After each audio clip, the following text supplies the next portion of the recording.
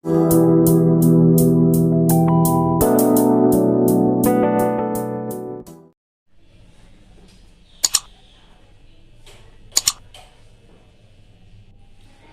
Morning students. आज हम लोग क्लास 12 फिजिक्स के इलेक्ट्रोमैग्नेटिक इंडक्शन चैप्टर में सेल्फ इंडक्शन के बारे में स्टडी करने जा रहे हैं। सेल्फ इंडक्शन क्या होता है? जब किसी कॉइल या कंडक्टर में जब हम लोग करंट को फ्लो कराते हैं तो उस करंट में उस कॉइल में एक मैग्नेटिक फील्ड प्रोड्यूस हो जाती है, जिसकी वजह से उसमें मैग्नेटिक फ्लक्स चेंज होता है और उस मैग्नेटिक फ्लक्स चेंज होने की वजह से उसमें एक इंड्यूस्ड करंट चेंज प्रोड्यूस होती है और उस इंड्यूस्ड करंट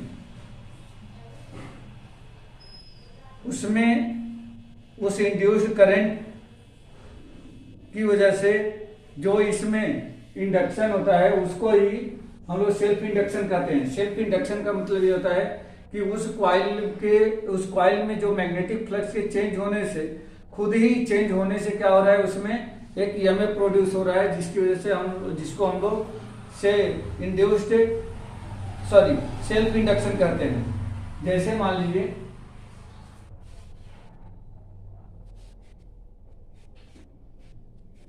कितना जल्दी करना तो कर लो, फिर 15 मिनट लगेगा बस।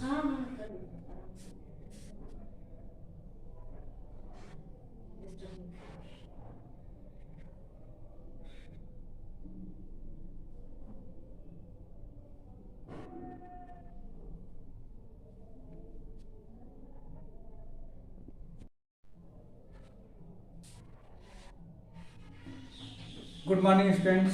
आज हम लोग क्लास 12 फिजिक्स से इलेक्ट्रोमैग्नेटिक इंडक्शन चैप्टर में सेल्फ इंडक्शन टॉपिक को डिस्कस करने जा रहे हैं।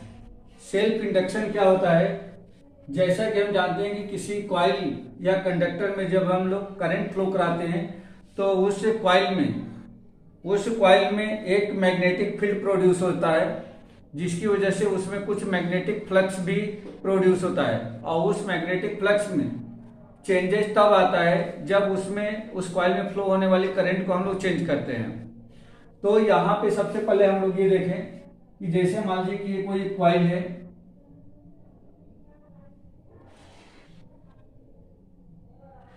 ये कॉइल है और इस कॉइल में हमने आई करंट प्रोवाइड किया है, आई करंट को प्रोवाइड किया है, जिसकी वजह से इसमें एक मैग्नेटिक फील्ड प्रोड्यूस हो रही है। इस तरह से एक मैग्नेटिक फील्ड प्रोड्यूस हो रही है और इस मैग्नेटिक फील्ड की वजह से इसमें एक मैग्नेटिक फ्लक्स भी प्रोड्यूस होगा, जैसे इस करंट के वैल्यू को मैं चेंज करता हूं, मतलब इसके मैग्नीट्यूड को कम या ज्यादा किया जाता है, तो इससे मैग्नेटिक फ्लक्स में भी चेंज होता है। यानी कि मैग्नेटिक फ्लक्स में चेंज होने की वजह से इसमें एक इंड्यूस्ड करंट प्रोड्यूस होगा, इंड्यूस्ड करंट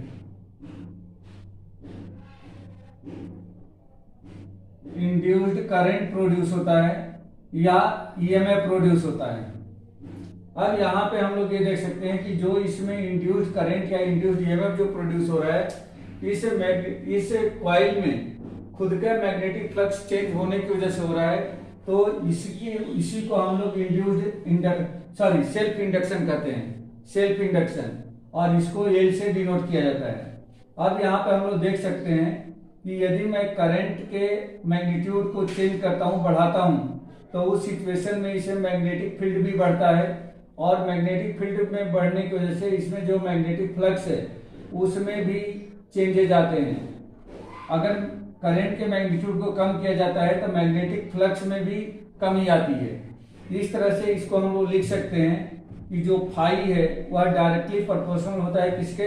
करंट के, डायरेक्टली प्रोपोर्शनल करंट के होता है। अगर मैं इस प्रोपोर्शनलिटी साइन को इक्वल टू में चेंज करूं तो यहाँ पे एक कांस्टेंट एल लगाते हैं, एल इंटू आई। यहाँ पे जो एल है या एल को कांस्टेंट माना जाता है और इसी एल को हम लोग सेल्फ इंडक्शन करते हैं, where L is self induction. अब इसमें ये पता किया जाए कि इस कॉइल में प्रोड्यूस होने वाला ईएमएफ कितना है। तो ईएमएफ को फाइंड करने के लिए यहाँ पे लेंज लॉ यूज करेंगे।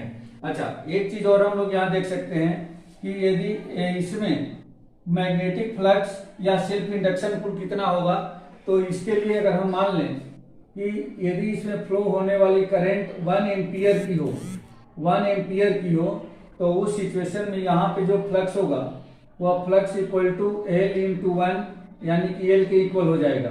तो कहने का मतलब ये है कि यदि किसी कॉइल में 1 एम्पियर का करंट फ्लो कराया जाए, तो उस कॉइल में जो सेल्फ इंडक्शन होगा उस मैग्नेटिक फ्लक्स के इक्वल होगा, जितना मैग्नेटिक फ्लक्स उसमें चेंज हो रहा है। अब यहाँ पे हम देखें कि मैग्नेटिक जो सेल्फ इंडक्शन है वह किन किन बातों पे डिपेंड करता है। तो सेल्फ इंडक्शन यहाँ पे 3 बातों पे डिपेंड करता है। सबसे पहला है number of the turns. Self induction depend upon first point है number of turns in coil. Coil में जितना नंबर ऑफ टर्न ज्यादा होगा उतना ही सेल्फ इंडक्शन ज्यादा होगा।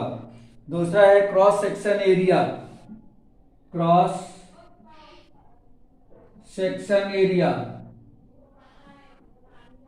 Section area of coil. Coil का क्रॉस सेक्शन एरिया जितना ज्यादा होगा उतना ही सेल्फ इंडक्शन की वैल्यू ज्यादा होगी। और तीसरा है nature of the material of the core. Nature और मटेरियल ऑफ कोर, ये इसके इन सारी चीजों पर, इन सारे पॉइंट्स पे हमारा सेल्फ इंडक्शन जो है वह डिपेंड करता है। अब अगर इसमें फाइंड किया जाए कि इसमें प्रोड्यूस होने वाला ईएमएफ क्या है, तो यहाँ पे सिंस E इक्वल टू, जैसा कि हम जानते हैं E equal to minus d phi upon d t होता है। इसमें d phi upon d t change in magnetic flux है, और जो निगेटिव साइन है या लेंज लॉ की वजह से आता है। अब इसमें यदि फाई की वैल्यू यहां से रख दिया जाए, phi equal to L I, तो ये आपको मिल जाएगा minus d upon d t into L I. यहाँ पे एल कांस्टेंट होने वजह से minus L into d I upon में डी टी। तो ये हमारा ईएमएफ मिल गया। ईएमएफ इक्वल टू हो जाएगा minus L into d I upon में डी टी। तो इस तरह से भी हम लोगों ने सेल्फ इंडक्शन को डिस्कस किया। अब हम लोग देखेंगे कि किसी सोलेनॉइड में सेल्फ इंडक्शन कितना होता है। सेल्फ इंडक्शन इन ए सोलेनॉइड।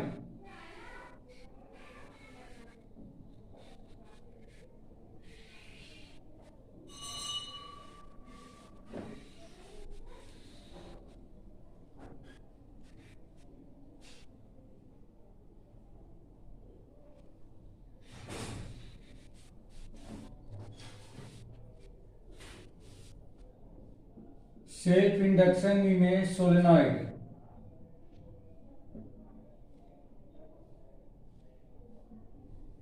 जैसे कि जानते हैं सोलेनॉइड क्या होता है। यदि किसी होलो मेटेलिक पाइप के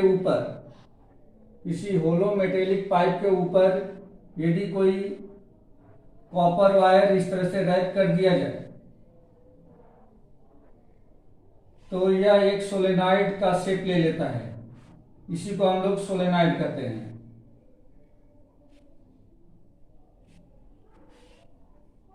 ये सोलेनॉइड हो जाएगा।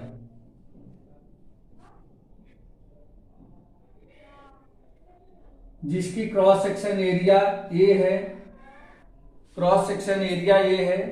और इसमें यदि करंट आई दिया जाए तो इसमें एक मैग्नेटिक फील्ड इस तरह से प्रोड्यूस हो जाती है। ये मैग्नेटिक फील्ड इस तरह से इसमें प्रोड्यूस होती है।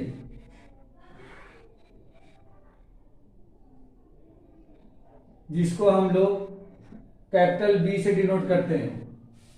अगर इस सोलेनॉइड की लेंथ को यदि एल मान लिया जाए, एल, और इसमें टोटल नंबर ऑफ टर्न को, total number of turn in solenoid equal to capital L हो और लेंथ यदि एल है तो number of turn per unit length, number of turn per unit length small N equal to, अगर number of turn per unit length को small N से denote किया जाए तो स्मॉल एन इक्वल टू कितना हो जाएगा, टोटल नंबर ऑफ टर्न अपान में टोटल लेंथ, तो एन इक्वल टू एन अपा कैपिटल एन अपान में एल हो जाएगा। अब यहाँ पे अगर हम देखें कि यहाँ पे जो मैग्नेटिक फील्ड प्रोड्यूस हो रही है, अगर मैग्नेटिक फील्ड को इधर रिप्रेजेंट किया जाए कि magnetic field equal to B equal to ये होता है mu naught N I, mu naught N I ये होता है, sorry mu naught small N I, तो ये मैग्नेटिक फील्ड है जो इसमें से प्रोड्यूस हो रही है। अब यहाँ पे एन के प्लेस पे अगर स्मॉल एन की वैल्यू रख दें तो ये हमें मिल जाएगा देयरफॉर बी इक्वल टू, ये मिल गया mu naught I into small n के प्लेस पे capital N upon L, capital N upon L, ये हो जाएगा मैग्नेटिक फील्ड। अब इसमें हम देखें कि चेंज इन फ्लक्स कितना हो रहा है, तो change in flux phi equal to, तो फ्लक्स इक्वल टू कितना हो जाएगा बेटा, इसमें यहाँ पे फ्लक्स की हम अगर बात करें तो फ्लक्स में इसमें टोटल नंबर ऑफ टर्न कितने हैं, एन टर्न है, एन टर्न है, तो फ्लक्स जो है टर्न पे डिपेंड करता है, तो हम लोग लिख सकते हैं इसको capital N into B dot A, B dot A या N B A cos of theta. Theta क्या है, इस मैग्नेटिक फील्ड और इसके क्रॉस सेक्शन एरिया के बीच का एंगल है, तो यहाँ पे जो थीटा है वह 0 डिग्री है, तो ये आपका हो जाएगा एन बी ए, क्योंकि थीटा इक्वल टू क्या है इसमें 0 डिग्री, तो ये मिल जाएगा phi equal to N B A.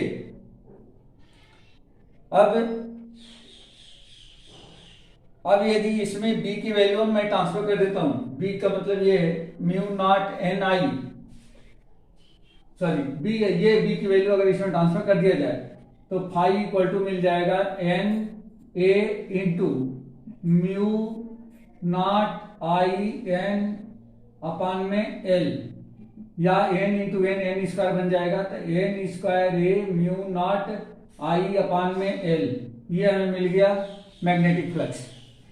अब इसमें अगर ये देखा जाए कि जैसे सेल्फ इंडक्शन चाहिए हमें, self induction of the solenoid, तो सिंस सेल्फ इंडक्शन अभी हम लोगों ने देखा था कि L equal to phi upon, L equal to phi upon I, या हम लोगों ने फाई इक्वल टू देखा था सेल्फ इंडक्शन में, phi equal to L into I होता है, तो देयरफॉर यहाँ से self induction L equal to कितना आ जाएगा, फाई अपान में आई मिल गया। यहाँ पे फाई की वैल्यू अगर रख दिया जाए तो 1 अपान आई इंटू फाई के प्लेस पे ये वैल्यू रख दें, N square A mu naught I upon में एल, यहाँ आई से आई कैंसिल हो जाएगा और ये बन गया N square A mu naught L, ये हमारा सेल्फ इंडक्शन हो गया, जहां पे म्यू नॉट जो है relative permittivity of the free space है, permittivity of the free space है। अगर इस सोलेनॉइड को किसी मीडियम में रखा जाए तो for any medium, for any medium यहां पे जो सेल्फ इंडक्शन होगा म्यू नॉट के प्लेस पे म्यू यूज करेंगे, तो ये हो जाएगा आपका एन स्क्वायर ए म्यू अपान में एल। तो ये जो सेल्फ इंडक्शन मिला किसी सोलेनॉइड के लिए, ये तब मिलेगा जब उस सोलेनॉइड को हम किसी मीडियम में रखते हैं। ठीक है, तो इस तरीके से हम लोगों ने देखा कि किसी सोलेनॉइड का सेल्फ इंडक्शन कितना होता है। अब बेटा हम लोग बात करेंगे म्यूचुअल इंडक्शन की। म्यूचुअल इंडक्शन देखते हैं कि म्यूचुअल इंडक्शन क्या होता है। तो देखिए म्यूचुअल इंडक्शन,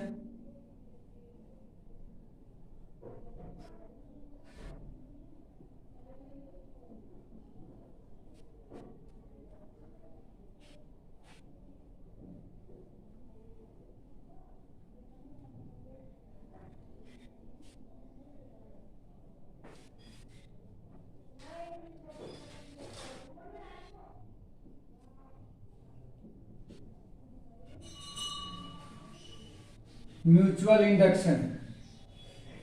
म्यूचुअल इंडक्शन में हम लोग दो कॉइल को लेंगे, जिसमें एक कॉइल को प्राइमरी और दूसरे कॉइल को सेकेंडरी कॉइल कहेंगे। जैसे मान लीजिए कि ये प्राइमरी कॉइल है, ये प्राइमरी कॉइल है, और इसके पास में एक दूसरी कॉइल जिसको हम लोग सेकेंडरी कॉइल कहेंगे। सेकेंडरी कॉइल को शिफ्ट किया गया है, रखा गया है। इस तरह से ये सेकेंडरी कॉइल है। अगर प्राइमरी कॉइल में कोई करंट आई प्रोवाइड किया जाता है तो इस करंट की वजह से प्राइमरी कॉइल में इस तरह से एक मैग्नेटिक फील्ड प्रोड्यूस होगा।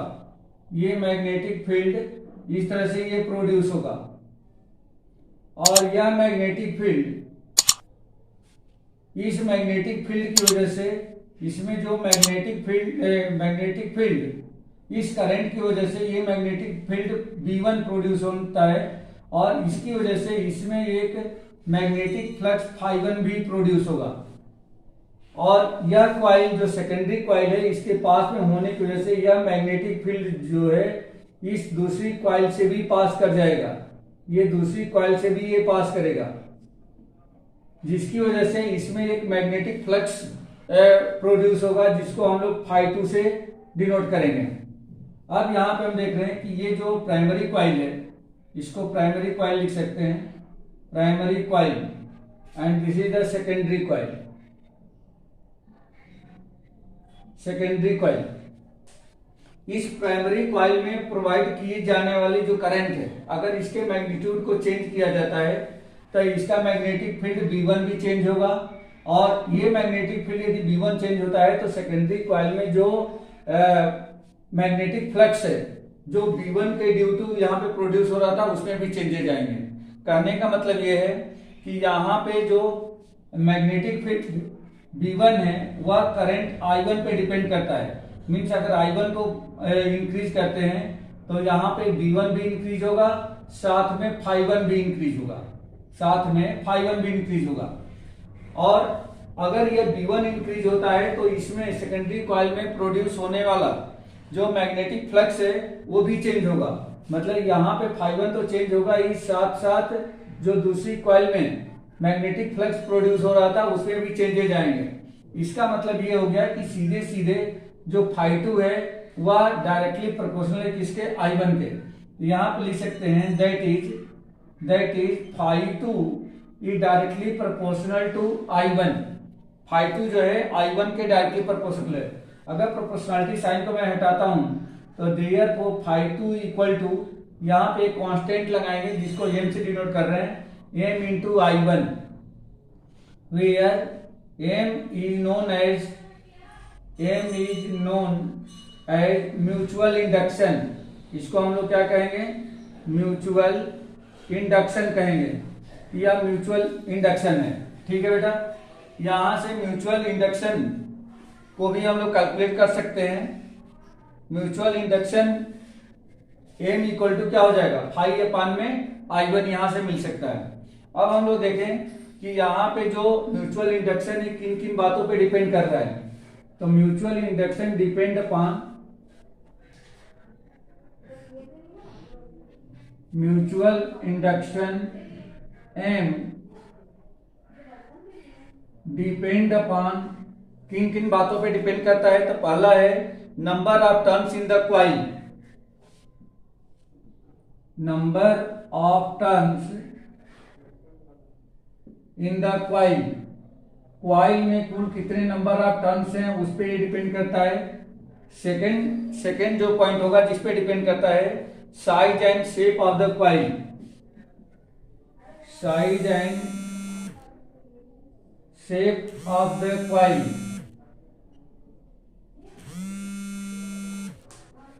शेप और साइज पे भी ये डिपेंड करता है।